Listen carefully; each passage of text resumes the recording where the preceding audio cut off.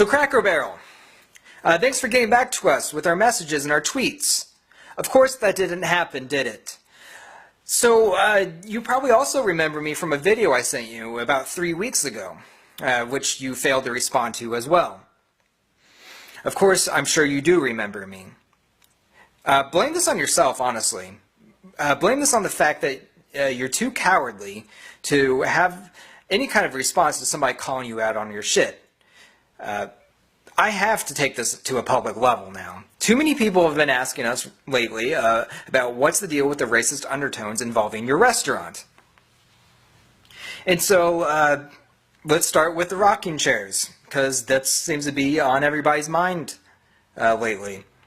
The rocking chair kind of invokes this period of time, right? It's you have just your farmhand whittling wood in the evenings, sitting in front of his plantation house.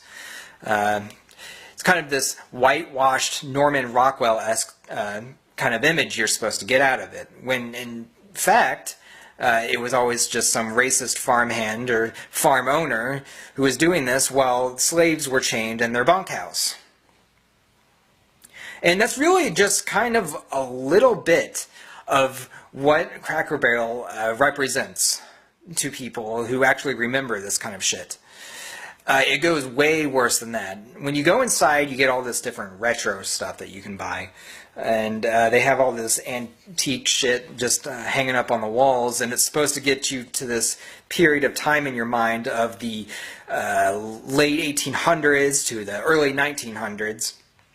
And what I find really fucked up, honestly, is that you have all these people of color, especially, and they're working the wait staff, and they're, taking orders and refilling drinks. What exactly were these people doing during this period of time? They were enslaved. And it's just really insensitive, honestly, to me, that you seem to be one of the only establishments that provides no education on this historical kind of motif that you have going on. It's all just fun and fucking games to you. Well, it's not fun and games for us. So Cracker Barrel, if you would like to actually respond to us, we'll be more than happy to still listen. Perhaps you could salvage something out of this. To everybody else that is joining us publicly on this conversation, unfortunately for them, perhaps we could do something positive with this.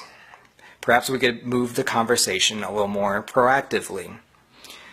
Maybe on social media we could start a hashtag. Hashtag racist rockers. How about that one? Hashtag racist rockers.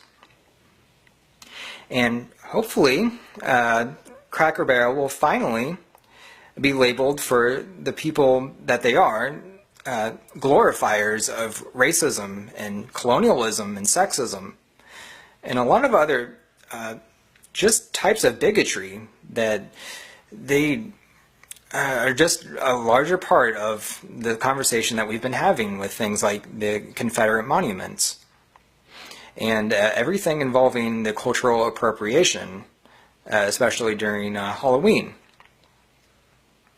Sorry, Cracker Barrel, but you are a part of this, and it's time that you own up to it.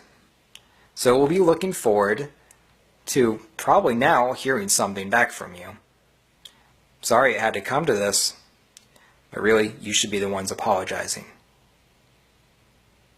Until next time, be safe and fight back.